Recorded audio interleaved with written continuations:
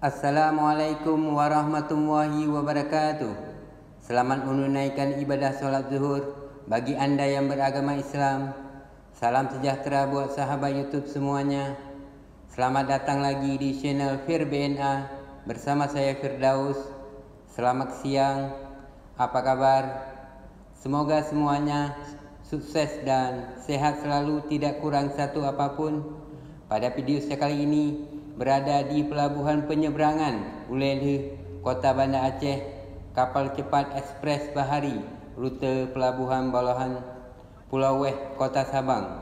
Selamat menonton, semoga bermanfaat dan terhibur. Terima kasih.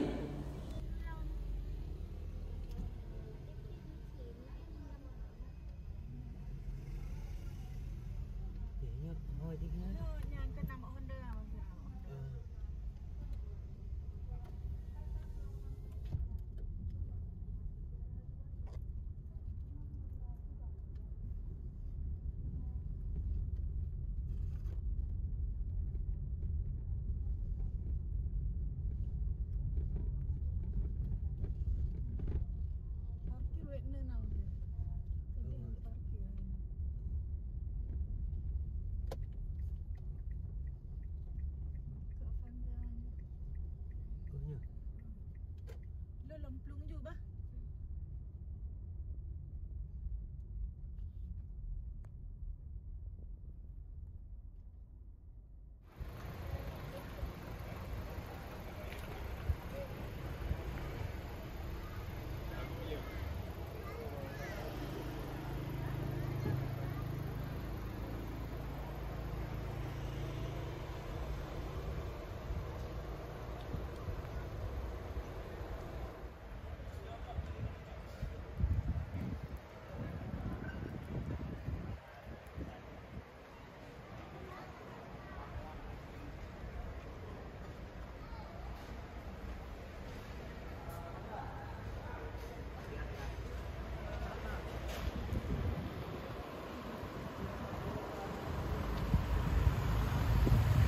Ekspres Bahari 2F yang akan berangkat menuju pelabuhan Balohan Sabang, mohon bersiap-siap untuk menaiki kapal.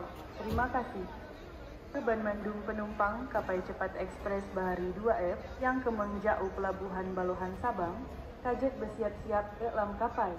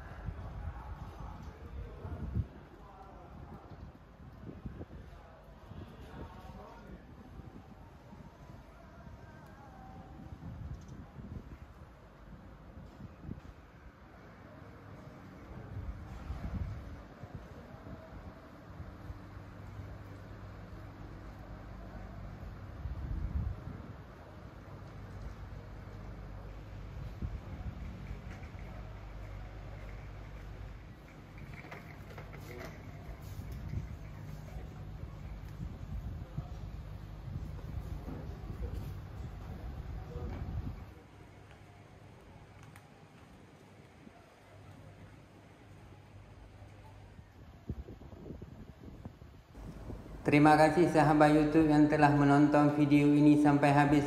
Kritik dan komentarnya ditunggu. Wassalamualaikum warahmatullahi wabarakatuh.